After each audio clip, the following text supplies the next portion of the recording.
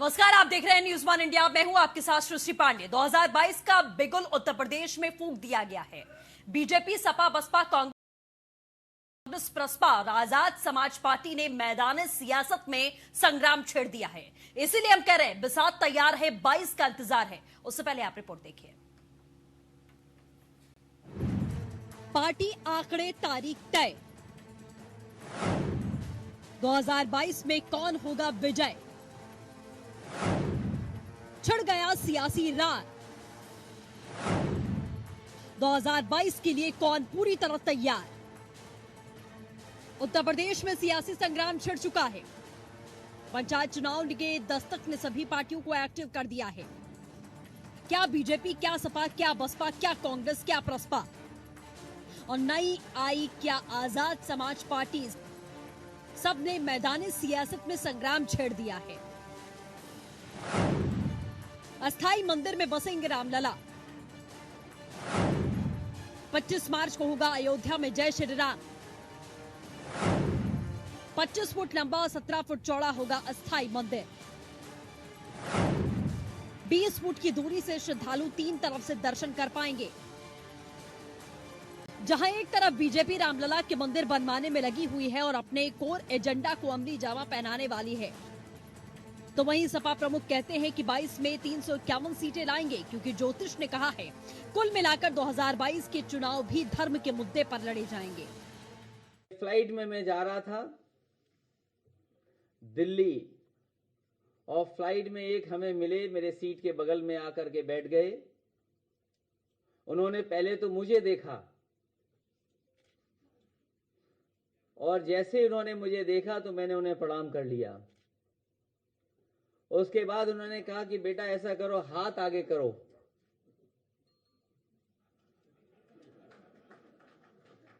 तो मैं थोड़ा संकोच में था कि हाथ आगे क्यों करूं, लेकिन जब उनके सामने मैंने अपना हाथ दाहिना आगे कर दिया, तो पहले तो उन्होंने देखा कि हाथ में न अंगूठी पहने हूं, न कोई कड़ा है, न कुछ है।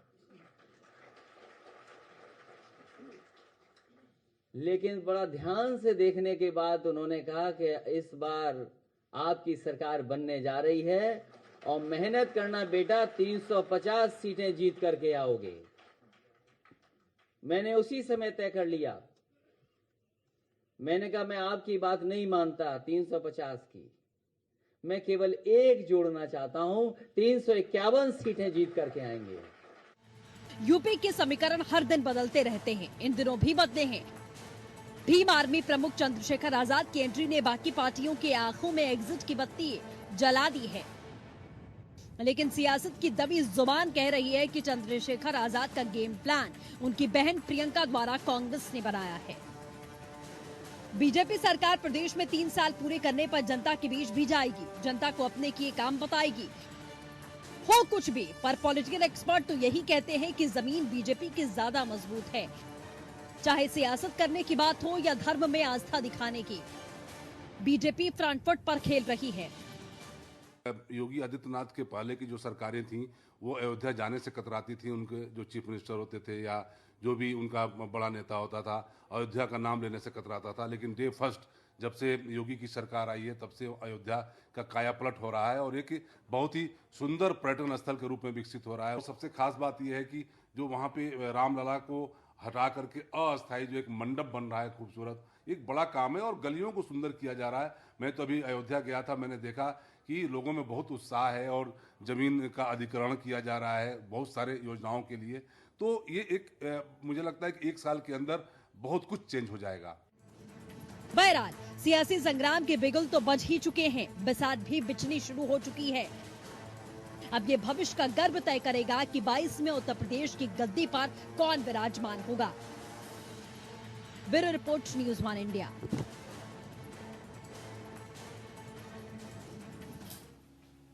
जी हाँ, तो सभी दलों ने 2022 के लिए अपनी अपनी कमर कस ली है और मैदान में उतर गए हैं। भारतीय जनता पार्टी की अगर बात करें तो राम मंदिर के मुद्दे को लेकर जिस तरीके से सक्रियता इस वक्त और ज्यादा तेजी से बढ़ती जा रही है, माना जा रहा है कि एक प्रमुख मुद्दा, एक एजेंडे के तौर पर बीजेपी के लिए हमेशा से राम मंदिर रहा है और राजनीति से भी उसे जोड़कर हमेशा से देखा गया। अभी जो प्रखरता यहां दिखाई दे रही है उससे यह अंदाजा लगाया जा रहा है कि अपनी 2022 की तैयारी बीजेपी फ्रंट फुट पर आकर कर रही है और तमाम दलों के मुकाबले बीजेपी यहां पर मजबूत दिखाई दे रही है।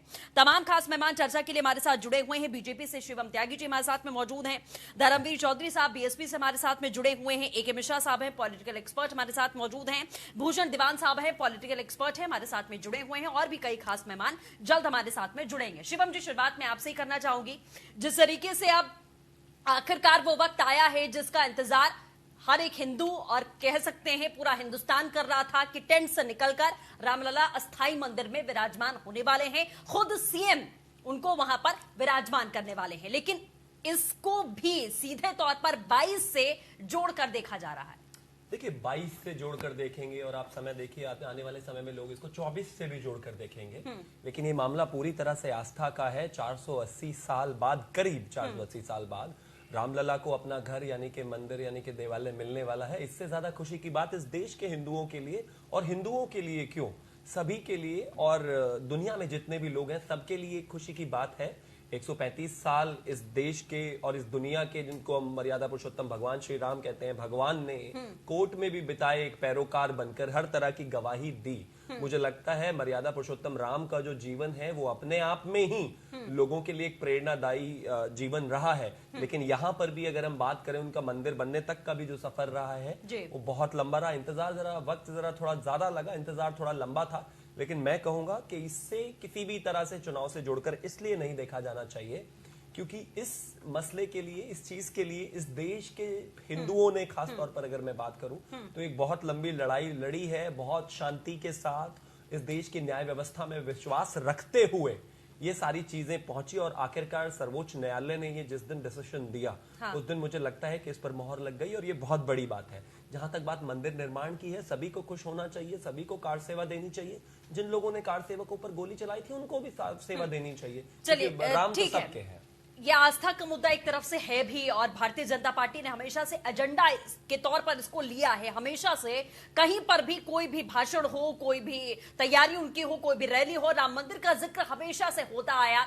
कहीं पर भी आप जाकर देखिए, एक बार चलिए इसे हटा देते हैं, लेकिन 3 साल पूरे होने वाले हैं और योगी आदित्यनाथ की तरफ से आदेश भी दिया गया कि तमाम कार्यकर्ता जनता के बीच में जाएं, उन्हें बताएं कि 3 सालों में क्या उपलब्धि हमने हासिल की है। ज्यादा समय नहीं बचा है, 2 साल यूं चुटकियों में निकल जाएंगे और 1 साल बीतते बीते आप चुनावी मोड में आ जाएंगे। अपने आप को आप 3 साल के बाद कहां पर देख रहे हैं कि आप कितनी मजबूती के साथ में, क्या जनता ने जो विश्वास आप पर किया उस पर आप खरे उतरे हैं? देखिए, मुझे लगता है जैसा आपने कहा कि ये आप लगातार चुनावी रैली में भारतीय जनता पार्टी मंदिर के मुद्दे को उठाती रही। मुझे लगता है बिल्कुल उठाना चाहिए था क्योंकि एक बहुत बड़ा मुद्दा था।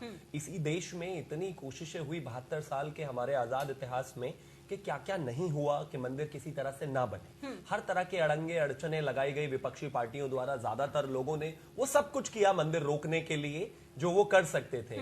इकलौती पार्टी भारतीय जनता पार्टी या फिर उसके कुछ घटक दलों को अगर हम छोड़ दें तो ज्यादातर हमारा एक विजन था और क्लियर कट एजेंडा था कि राम मंदिर और एक भव्य राम मंदिर का निर्माण वहां पर होना चाहिए। जहां तक 3 साल के रिपोर्ट कार्ड की बात है, मुझे लगता है एक बहुत ही बेहतरीन सुशासन जो है उत्तर प्रदेश की सरकार ने, आदरणीय श्री योगी आदित्यनाथ जी की सरकार ने दिया है। मैं कहता हूं जिस तरह से इस प्रदेश में जंगल राज चलता था, जिस तरह से इस प्रदेश में अपराधियों के हालात क्या थे आप जानते हैं, जिस तरह से अपराधियों को संरक्षण था उत्तर प्रदेश की पूर्व की सरकारों द्वारा, जिस तरह से जातिवाद की चरम सीमा आपने देखी कि जब 2003-4 में मायावती जी के समय में भी एक कोर्ट ने एक भर्ती पर इसलिए रोक लगा दी थी क्योंकि वहां पर एक जाति विशेष को भरा गया। उसी दौरान फिर समाजवादी के टेन्योर में भी ये हुआ जब इसी प्रदेश में करीब 9% सब इंस्पेक्टर अपने सिर्फ सामने यादव थे। मैदान में आप किसी को देख रहे हैं इस समय या नहीं? क्योंकि अभी ये समझना बहुत जरूरी है, क्योंकि अखिलेश यादव सीधे कह रहे हैं कि वो 3 से 51 सीटें लेकर आने वाले हैं। नहीं, मुझे लगता है कि वो जो पंडित जी थे शायद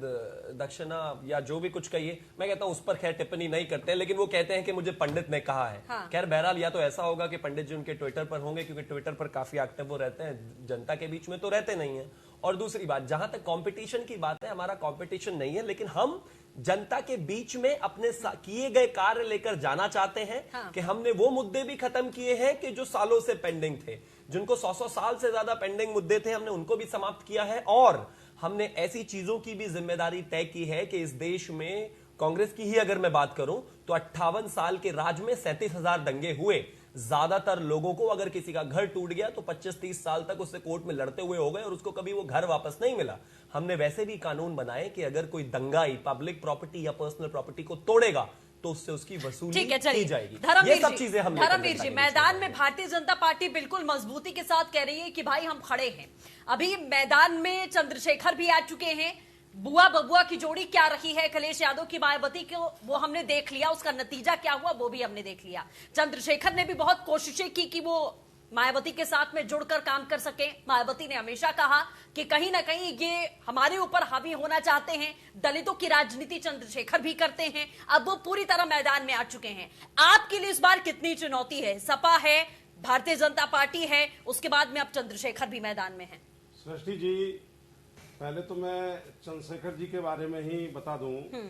देखिए, किसी को भी भारत में कोई भी राजनीतिक दल बनाने का, किसी भी पार्टी में जाने का एक अधिकार है। कोई भी आदमी स्वतंत्र है। बाबा साहब ने संविधान में मूलभूत अधिकार दिए हैं, तो उन अधिकारों के तहत जो है कोई भी पार्टी बना सकता है। अब पार्टी तो बना ली, लेकिन मुझे 2 लाइनें चंद्रशेखर जी के लिए याद आ रही हैं कि गैर परों पर उड़ने वालों की हद होती है दीवारों तक। गैर परों पर उड़ने वालों की हद होती है दीवारों तक, और आसमान में वो उड़ते हैं जिनके अपने पर होते हैं। ये चंद्रशेखर रावण नाम का जो व्यक्ति है, ये खेल रहा है कठपुतली के रूप में। ये किसी और का प्रोडक्ट है। कौन लोग बाबा साहब के मिशन को कमजोर करना चाहते हैं, कौन से लोग मान्यवर साहब काशीराम के मिशन को कमजोर करना चाहते हैं, कौन बहन कुमारी मायावती जी के मिशन को कमजोर करना चाहता है, ये पूरा देश देख रहा है।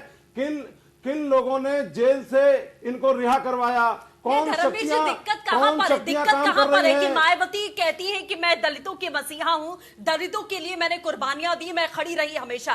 क्या चंद्रशेखर भी अब दलितों की ही बात करते हैं? वो भी दलितों की राजनीति करते हैं। मायावती से हाथ मिलाना चाहते थे, लेकिन मायावती ने सीधे तौर पर कह दिया कि मैं किसी की बुआ नहीं हूं। सीधे तौर पर कोई रिश्ता बनाने से उन्होंने इनकार कर दिया। तो चंद्रशेखर दलितों की राजनीति करने के लिए मैदान में, दिक्कत इस बात से है, या जो कहा जा रहा है दबी जुबान में कि उनकी बहन यानी कि प्रियंका गांधी का सपोर्ट उनको है और किया धरा उनका है, इस बात से दिक्कत है? दिक्कत कहां है? देखिए सृष्टि जी, एक तो मैं आपको ये बता दूं कि बहन कुमारी मायावती जी और बहुजन समाज पार्टी किसी जाति विशेष की राजनीति नहीं करती हैं। ना हमारी पार्टी करती है और ना बहन जी करती हैं। सर कैसी बात कर रहे हैं आप? हर बच्चा भी जानता है सर, बच्चा भी जानता है।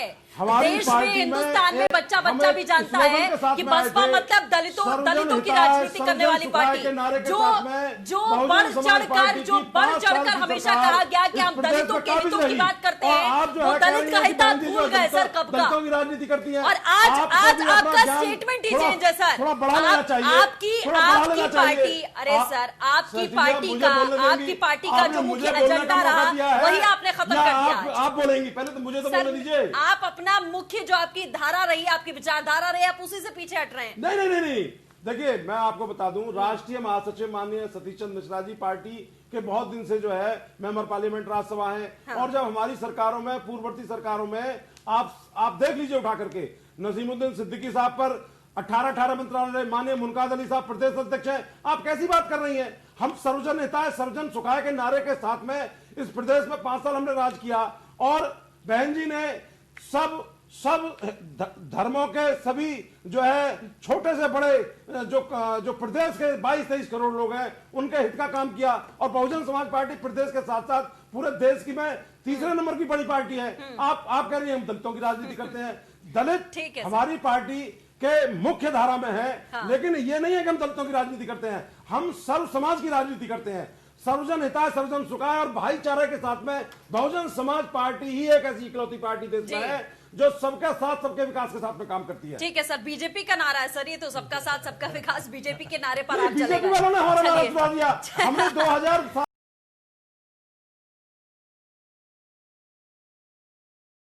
बीजेपी वालों ने नारा भी चुरा लिया। चलिए ठीक है सर। AK मिश्रा जी हमारे साथ मौजूद हैं। AK मिश्रा जी, आपने तमाम इस तरीके से तमाम चुनाव भी देखे हैं, रिपोर्टिंग भी उसकी की होगी, तमाम आपने टिप्पणियां भी उस पर की हैं। अब धर्मवीर जी जैसे कह रहे हैं कि बसपा दलितों की राजनीति नहीं करती है बल्कि सबकी राजनीति करती है, मुख्य धारा में खाली दलित हमारे हैं। कितना आप ताल्लुक रखते हैं इस बात से? मेटामॉर्फोसिस, इसको पॉलिटिकल मेटामॉर्फोसिस बोलते हैं। हुआ ये कि जब दलितों की राजनीति करने का वक्त था तो इनका पहला नारा था बहुजन हिताय बहुजन सुखाय, अगर मैं गलत नहीं हूं और मुझे याद है जब ये इनका उदय हुआ था। और तो बहुजन का मतलब क्या है, जरा मिश्रा जी समझा दीजिए। बहुजन का मुझे मतलब बोल क्या है? दीजिए। क्या 85 और 15 जाट समाज के लोग नहीं 85 और 15 का फार्मूला कांशी राम ने दिया था। माननीय कांशी राम के शब्दों से आप इतर बात मत करिए, या तो बोल दीजिए कि आप उनसे अलग हैं। 15 ये पेन लेके 15 और 85 का फार्मूला कौन समझाता था? बहुजन समाज पार्टी कौन समझाता था? मान्यवर साहब के मिशन को आगे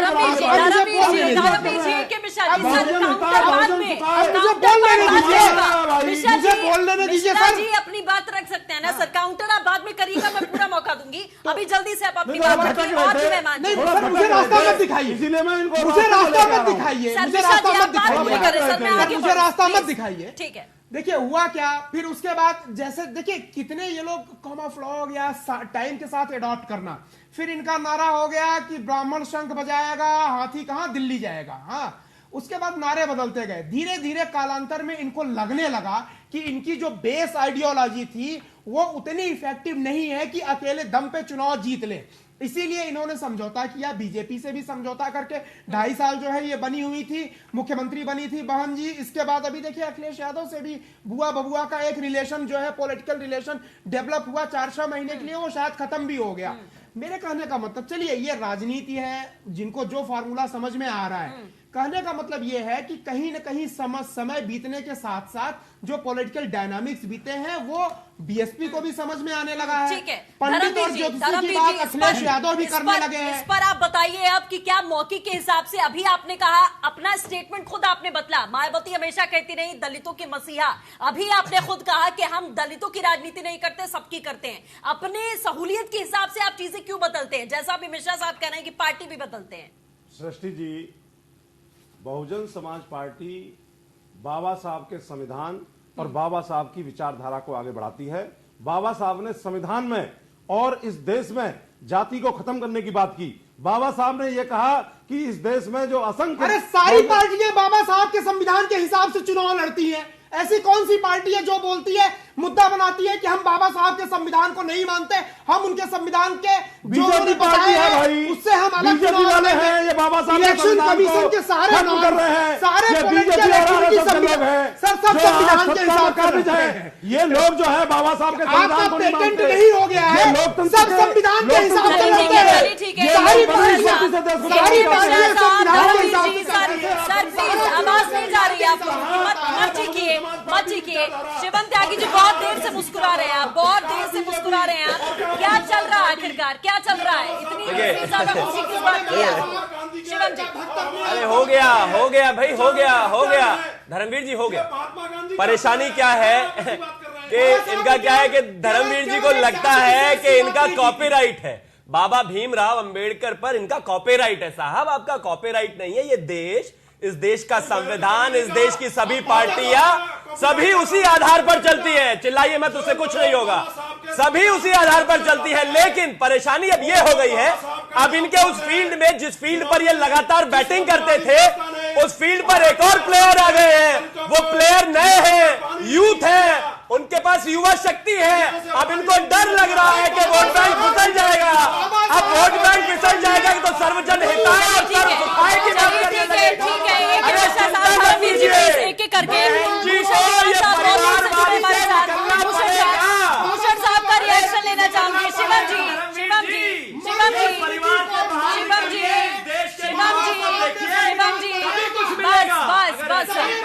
शिवम जी, तो आज रावण हुए हैं, कल कुंभकर्ण हो जाएंगे। शिवम जी, उसकी चिंता उनको ही करने दीजिए ना कि रावण के साथ में उसकी चिंता उनको करने दीजिए। भूषण साहब आपका रिएक्शन जल्दी से। ठीक है मिश्रा जी, मैं आऊंगी इसके बाद। मिश्रा जी प्लीज, मिश्रा जी और भी मेहमान है हमारे पास में, प्लीज आप जितनी आप कैसी मिर्ची लग रही इन दोनों पे चौधरी अरे सर कैसी बातों का इस्तेमाल कर रहे हैं धर्मवीर जी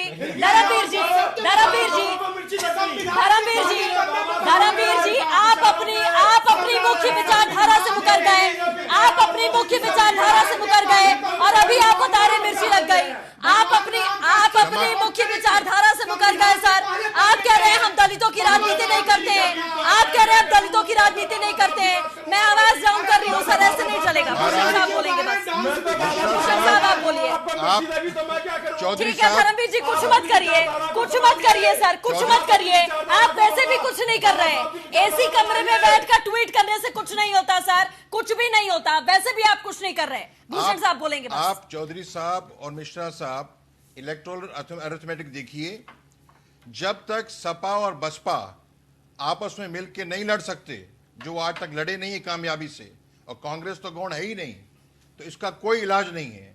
भारत हमारा धर्म का, आस्था का देश है।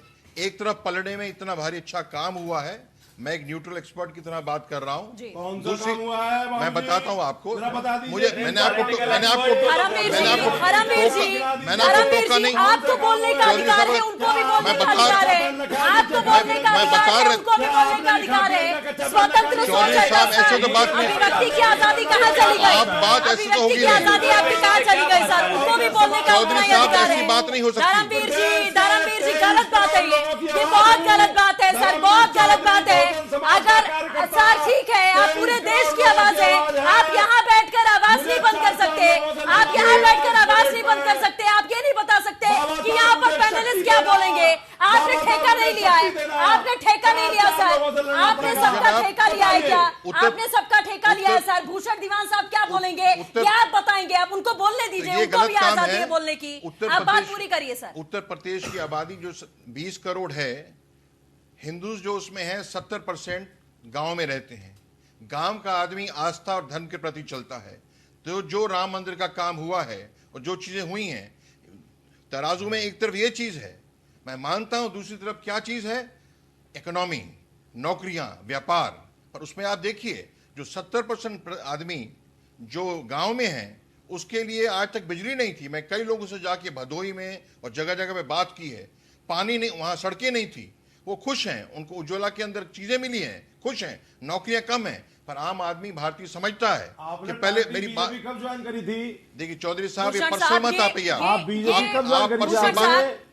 भूषण साहब, मैं माफी के साथ आपको रोक रही हूं, मुझे ब्रेक लेना है। लेकिन धर्मवीर जी, हाथ जोड़कर निवेदन है आपसे, मैं बार बार ये निवेदन आपसे कर चुकी हूं कि अगर आपको बोलने का अधिकार है, आपको अपनी विचारधारा, अपनी सोच रखने का अधिकार है, तो यहाँ पर जो बैठा है अगर अपनी सोच, अपनी विचारधारा बता रहा है, तो आप तमगा नहीं लगा सकते कि आपने बीजेपी कब ज्वाइन की।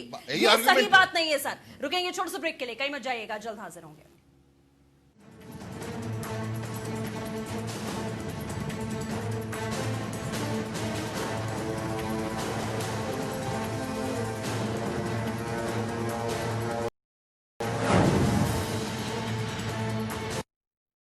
सफर कैसे रहा अम्मा? बहुत बढ़िया। बिरजू बेटा, बहू कह रही थी इस बार अच्छी मजदूरी मिली है तुझे। मिली तो है। पापो, छुटकी के लिए कुछ जेवर वेवर लाए कि नहीं? लाए हैं। सोने के बूंदे, हाँ। अंगूठी लाए हैं। उससे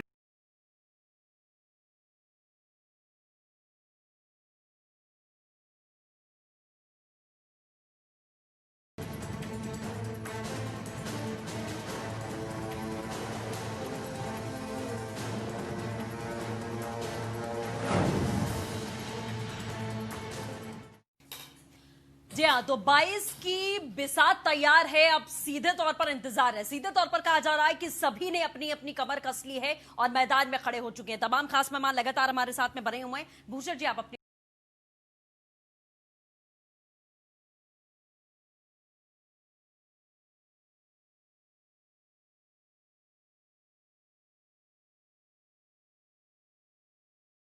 बात पूरी कर लीजिए। देखिए, आप कुछ भी चीज करने के पहले सोच लीजिए। हर इलेक्शन में सपा और बसपा का अगर वोट शेयर जोड़ा जाए तो शायद वो बीजेपी से ज्यादा है, और जब तक सपा और बसपा आपस में मिलकर लड़ेंगे नहीं तो काम आगे बढ़ नहीं सकता। तो क्या है, ना 9 मन तेल होगा, ना राधा नाचेगी। नंबर 1। नंबर 2, भारत आस्था धर्म का देश है। हजारों साल 500 साल से ज्यादा का जो काम राम मंदिर का हुआ है जी। उससे इतना उत्साह है आम नागरिक के मन में, तो 2022 क्या 24 तक जी अगर बहुत ही भारी गलती करती है भाजपा तभी कुछ बिगड़ सकता है उनका, नहीं तो उनका 2022 तक कुछ बिगड़ ही नहीं सकता है। और आप देखिए आम भारतीय नागरिक समझता है जी देश की डिफेंस के लिए और जो सिंसियरिटी से काम कर रही है भाजपा, ये भाजपा के बारे में नहीं है, इससे जो वास्तुस्थिति बताई जा रही है। नोटबंदी हुई उससे चीजें कम हुई, इकोनॉमी कम हुई, व्यापार कम हुआ, उसके बाद जीएसटी हुआ कम हुआ, अब कोरोना आ गया है, तो इससे जो मार पड़ेगी उसके बावजूद आम आदमी भाजपा के प्रति झुकाव रहेगा। क्यों? ये दूसरे लोग जो हैं कुछ एक कॉम्पिटेंट चीज दे ही नहीं सकते, खाली बात कर सकते हैं। ये मेरा विचार है। ठीक है सर, मैं आऊंगी फिर से आपके पास में। फिलहाल सपा समर्थक हमारे साथ में जुड़े हुए हैं, विनय सिंह जी और मनोज तिवारी जी कांग्रेस पार्टी की तरफ से हमारे साथ मौजूद हैं। सबसे पहले विनय जी काफी देर से जुड़े हैं, आपका रुख कर लेते हैं। विनय जी, जिस तरीके से अखिलेश यादव ने अभी बयान दिया कि कोई ज्योतिषी उनको मिले अचानक से फ्लाइट में, उनका चेहरा देखा, चेहरे पर उनको तेज दिखाई दिया, क्या दिखाई दिया, उनका हाथ देखा, उसके बाद में कहा कि आप 350 सीटें लेकर आ रहे हैं, तो क्या अखिलेश यादव अब इस बात से आश्वस्त हो चुके हैं? क्योंकि अखिलेश यादव ने कहा उसी समय मैंने डिसाइड कर लिया कि 50 नहीं 351 सीटें लेकर आनी है, तो क्या उसके बाद में उन्होंने अपने आप को आश्वस्त कर लिया कि कमरे में बैठे रहो, ज्योतिषी ने कह दिया है 350 सीटें आएंगी, मैं 51 लेकर आऊंगा और करूंगा कुछ नहीं? नहीं सृष्टि जी, 10 सेकंड इसमें और ऐड कर देता हूं। उन्होंने ये भी कहा कि उसके बाद वो बाबा वहां से गायब हो गए, दिखे ही नहीं, मतलब वो किसी प्रकार की शक्ति थी तो मतलब 100% तय हो गया। मैं बस समझना चाहूंगी कि क्या इस हिसाब से या किसी ज्योतिष ने बता दिया तो उस हिसाब से राजनीति होती है, उस हिसाब से जीत हासिल की जाती है? नहीं, वो बाबा जो है सोच और विचारधारा में समझ नहीं पाई सर। वो बाबा गणेश जी को दूध पिलाने चले गए। चलिए विनय जी। कुछ भी जी जी जी देखिए, बात ज्योतिषी की नहीं है। हाँ। हमने काम किया है। हाँ। हमने काम किया है, पिछले सरकार में हमने जो काम किया है अपने काम के बदौलत हम सरकार में आ रहे हैं। हाँ। आज 2-3 साल की सरकार हो गई। हाँ। जिस तरीके से यह सरकार काम कर रही है, देश की भावना रखते हुए जिस हिसाब से काम कर रही है, और जनता अब नाम लेने लगी है समाजवादी पार्टी का। देखिए विनय जी, आप अपने आपने जो फ्लाईओवर्स बनाए, आपने जो तमाम चीजें की, आपने कहा हमने जो पिछली सरकार में काम किया, अगर वाकई में 100% आपने अपना दिया होता या जनता संतुष्ट होती तो ये नौबत ही नहीं आती कि आपको सत्ता से बाहर जाना पड़ता। पहली बात तो ये, और दूसरी बात ये कि अखिलेश यादव जो बहुत समझदार पढ़े लिखे युवा नेता हैं, उनकी जुबान से ये बातें कि हमें किसी ज्योतिषी ने आकर प्रकट होकर बता दिया, फिर वो लापता हो गए और हम 351 सीटें लेकर आ रहे हैं, ये समझ में नहीं आती सर, ये डाइजेस्ट नहीं होती हैं। अखिलेश यादव जैसे नेता की जुबान से ये भाषणबाजी डाइजेस्ट नहीं होती सर।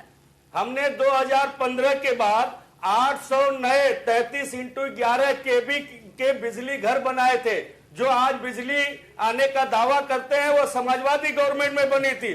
400x220 केबी के बिजली घर 20 से 25 हमने बनाए थे। आज जो हमारे शासन काल में विनय जी कोई रैली नहीं चल रही है। विनय जी मैं निवेदन कर रही हूँ। नहीं रैली नहीं है, रैली नहीं हमने काम किया है जो भारतीय जनता पार्टी ने जनता ने नकार दिया। विनय जी रैली नहीं चल रही है, 2017 में जनता ने उसको सिरे से खारिज कर दिया। वो बिजली घर बनाकर जो बिजली के कर्मचारी थे बिजली घरों में, उनका तो आप पीएफ का पैसा खा गए, उसको प्राइवेट कंपनी में लगवा के उसमें घोटाला आ गया सामने। विनय सिंह जी मेरे सवाल का जवाब आपने नहीं दिया। चाचा जी आपके साथ नहीं है। 2017 में तो चलो फिर भी ऐसी सिचुएशन थी। इसकी बात आऊंगी। विनय जी मेरे सवाल का जवाब आपने नहीं दिया सर कि क्या ज्योतिष के बल पर आप चुनावी मैदान में इस बार उतरे हैं? क्योंकि काम के बल पर आपके हाथ खाली है। काम के बल पर अगर जीतना होता तो आप कभी सत्ता से बेदखल नहीं होते, ये बात समझिए। और जिस तरीके की बयानबाजी अखिलेश यादव ने की है सर, ये समझ में नहीं आ रही, मीडिया को भी नहीं समझ में आ रही, जनता को भी नहीं समझ में आ रही। चलिए आप सोच लीजिए सर, आप सोच लीजिए, आप विचार कर लीजिए कि क्या मुद्दा है आपके पास में इस बार भारतीय जनता पार्टी के खिलाफ जो बहुत मजबूत होकर दिखाई दे रही है, उसके खिलाफ में खड़े होने के लिए क्या मजबूत मुद्दा आपके पास में है? ट्वीट कर करके एसी कमरे में बैठकर आप राजनीति नहीं कर पाएंगे। के मामले में फंसी हुई है। मनोज तिवारी जी हमारे साथ में बने हुए कांग्रेस से, उनका भी रिएक्शन ले लेते हैं। मनोज जी अगर आपको आवाज मिल रही तो मैं जवाब चाहूंगी। जिस तरीके की परिस्थिति कांग्रेस पार्टी की इस वक्त दिखाई दे रही है, उत्तर प्रदेश में जो हाल कांग्रेस पार्टी का देखा गया, हालांकि एक हलचल प्रियंका गांधी के आने से हुई, एक उम्मीद लोगों में जगी प्रियंका गांधी के आने से, लेकिन वो ज्यादा दिन की उम्मीद नहीं थी। इस बार हम क्या देखेंगे नया? देखिए सृष्टि जी, लोकतंत्र में जनता के समस्याओं से और जनता की बुनियादी समस्याओं से जुड़कर जी जनता का विश्वास जीतकर कोई भी सरकार सत्ता में आती है। आज जो परिस्थितियां उत्तर प्रदेश की है, प्रियंका गांधी जी की जो हर मौके पे हर मुद्दों पर जन और जनता की समस्याओं को लेकर सड़क पर जो संघर्ष का मामला है, वो इस बात का द्योतक है कि आने वाला समय उत्तर प्रदेश में कांग्रेस का है। तो इसलिए हमको ऐसा लगता है कि जब आगामी चुनाव होगा, उस आगामी चुनाव में उत्तर प्रदेश की जनता जो है कांग्रेस की सक्रियता और कांग्रेस के प्रति अपने विश्वास को कायम रखेगी और विश्वास व्यक्त करते हुए हम सरकार बनाएंगे। ठीक है मनोज जी, ईमानदारी से मैं समझना चाहूंगी आपसे कि अमेठी की सीट गवा देने के बाद में, अमेठी इसी उत्तर प्रदेश में तो आता है सर, वो गवा देने के बाद में क्या वाकई में आपको लगता है कि यूपी की जनता कांग्रेस पर भरोसा करती है? क्योंकि आपकी पारंपरिक सीट अगर नहीं बच पाई, इससे ज्यादा हंसी पर आखिरकार और क्या बात होगी सर? ईमानदारी से मैं समझना चाहूंगी आपसे। देखिए सृष्टि जी, एक बात मैं बहुत बेबाकी से कहना चाहता हूँ। देखिए, लोकतंत्र में जीत हार होते रहती है। हाँ। इस निश्चित रूप से कांग्रेस ने कुछ गलतियां की होंगी, जिस गलतियों का परिणाम था कि जनता ने हमारे पक्ष में मतदान नहीं किया और हमने अपना विश्वास व्यक्त नहीं किया। लेकिन मैंने एक बात आपको कहा है कि देखिए, राजनीतिक परिस्थितियां बदलते रहती है और जनता की बुनियादी मुद्दों को लेकर के, देखिए उत्तर प्रदेश में अराजकता की परिस्थितियां हैं, हर मुद्दों पर वहां की सरकार विफल है और जनता, जैसे किसानों का मामला है, शिक्षा और स्वास्थ्य का मामला है, उन तमाम मुद्दों पर सत्तासीन सरकार बिल्कुल जो है निष्क्रिय है। तो इस आधार पर हम जनता की बुनियादी मुद्दाओं को लेकर के उत्तर प्रदेश की सड़कों पर संघर्ष करने का काम कर रहे हैं और यही जो होगा, हम जो है जनता का विश्वास जीतेंगे। हमारी नेता प्रियंका गांधी जी हर मौके पर पहुंचती मनोज जी, देखिए बहुत सारे सवाल उठे गंगा पीड़ितों के घर पर जो सीए का प्रोटेस्ट कर रहे थे, जिन्होंने तमाम लोगों के घर जला दिए, उन्हें कांग्रेस पार्टी ने कहा कि हम जरूर बाहर निकालेंगे, हम आपके साथ में खड़े हैं। उनके घरों में जाकर आप लगातार खड़े रहे। राजस्थान में इतना बड़ा वाकया हो गया, उसके बाद भी आपके ऊपर सवाल खड़े हुए। प्रियंका गांधी की सक्रियता, वो ममता, वो प्यार, वो मोहब्बत आम लोगों के लिए, वो वहां पर नहीं दिखाई दी। इन तमाम चीजों से बहुत सारे सवाल खड़े हुए कि सिर्फ प्रोपेगेंडा क्रिएट करने के लिए, सिर्फ एकदम सक्रियता अपनी अचानक से दिखा देने के लिए कि जो दंगा करती है उनके साथ भी आप खड़े रहे, इसको अगर आप जनहित की राजनीति कहते हैं सर, तो तस्वीर कुछ और दिखाई देती है। भूषण साहब, आप इस बात से कितना ताल्लुक रखते हैं? देखिए सृष्टि, क्षमा करें सर, मैं आऊंगी इसके बाद, मनोज जी मैं आऊंगी इसके बाद, मैं सवाल ले लूं बस। ठीक है। जो मैं देख रहा हूं, हाँ।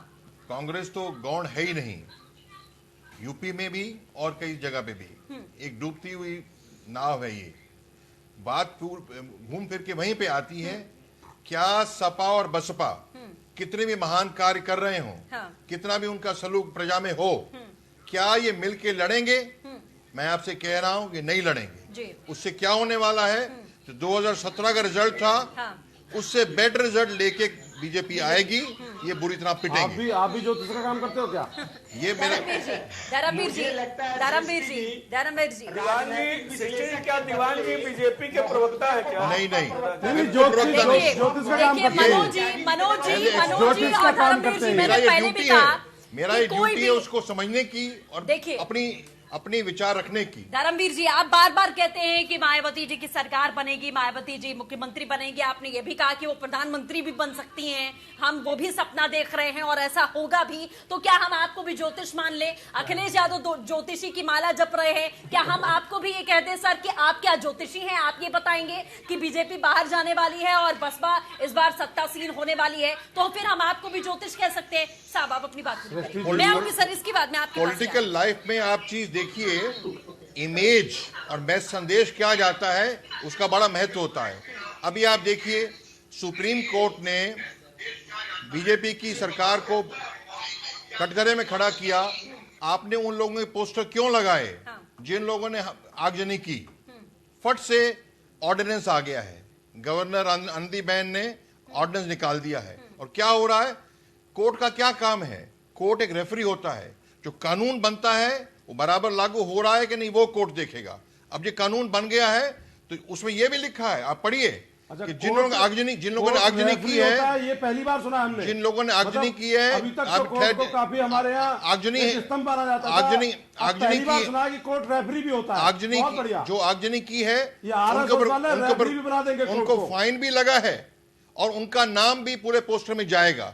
अब क्या मतलब, आम जनता देखती है कि गुंडे एलिमेंट्स उनको धरपकड़ किया जा रहा है, उनकी बदनामी की जा रही है। गुंडे गुंडे तो गमछा डाल के घूम रहे हैं, भगवा कलर का है और जय श्री राम बोल करके सरकार है जो माननीय उच्च न्यायालय से ऊपर है। ठीक है शिवम जी, इसका जवाब दीजिए शिवम जी। अरे कांग्रेस और बीएसपी एक ही तो है, दोनों एक दूसरे की बातें क्यों क्रॉस कर रहे हो? आपका सबका सवाल बीजेपी से ही है तो एक एक करके सवाल करेंगे तो मैं जवाब भी दे दूंगा। देखिए, सपा का स, बसपा का ब और कांग्रेस का का, इन सबका विनाश तो इसलिए भी तय है कि ये वही लोग हैं, किसी ने कार सेवकों पर गोली चलवाई थी, कोई सुप्रीम कोर्ट लेकर पहुंच जाता था अर्जी कि राम मंदिर नहीं बनना चाहिए, शुरुआत में आपका इसलिए तय है।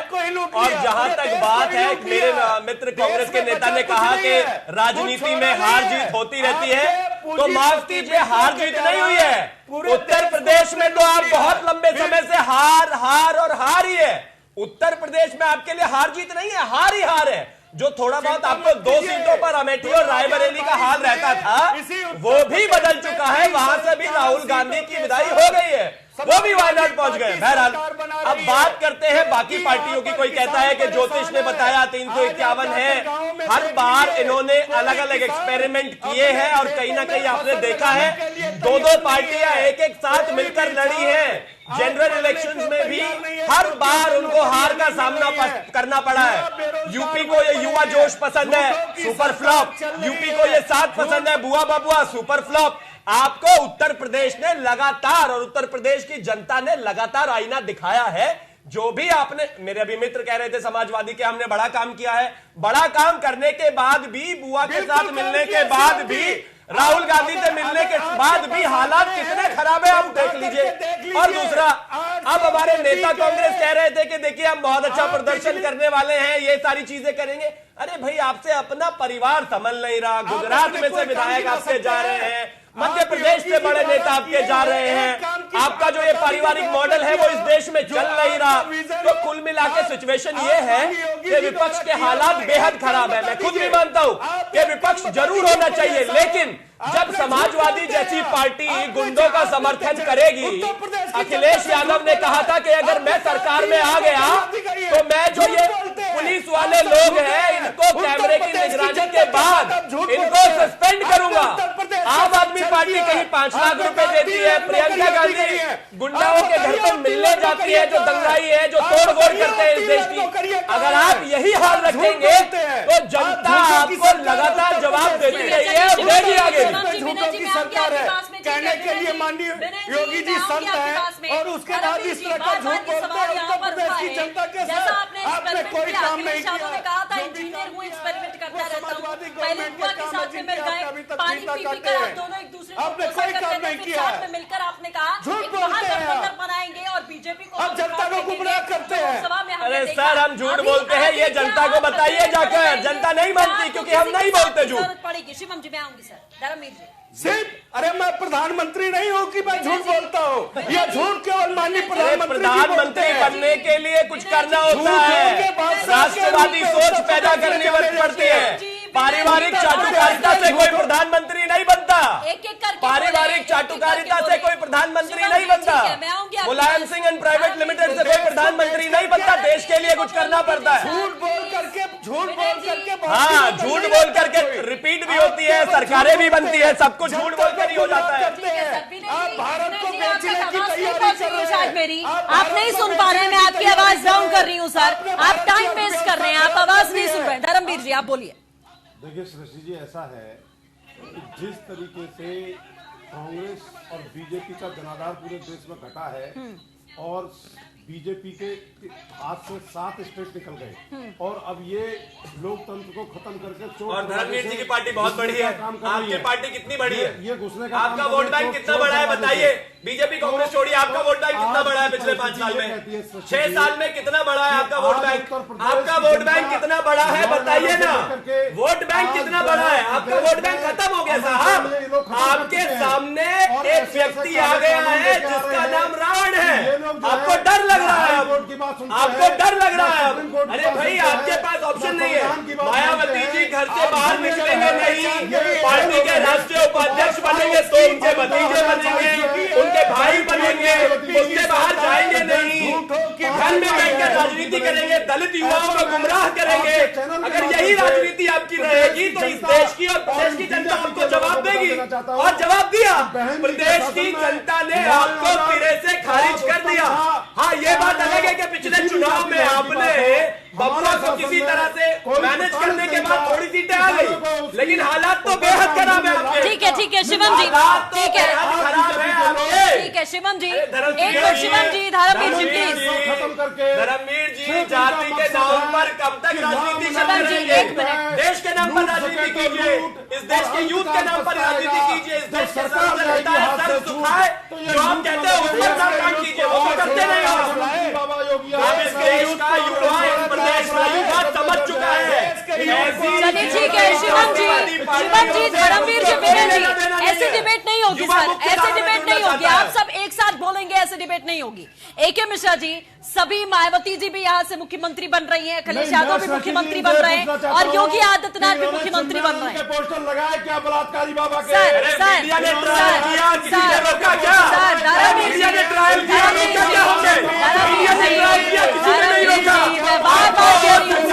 दंगाइयों के साथ हो गया, दंगाइयों के साथ हो गया। मैं आवाज डाउन करा रही हूँ सर, मैं आवाज डाउन करा रही हूँ। शिवम जी, धर्मवीर जी, मैं आवाज डाउन करा रही हूँ, मैं आवाज डाउन करा रही हूँ। आप लोग नहीं समझ रहे, आप लोग नहीं समझ रहे।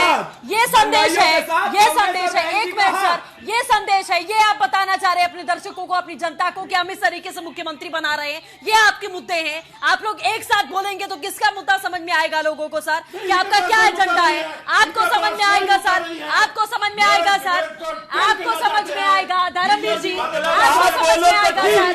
हम बोले तो गलत, आप बोले तो ठीक, हम बोले तो एक आपकी नेता है। मेरे पास ज्यादा समय नहीं है, मेरे पास ज्यादा समय नहीं है, मेरे पास ज्यादा समय नहीं है। शिवम जी, सबको सुनिए ना, सबको सुनिए।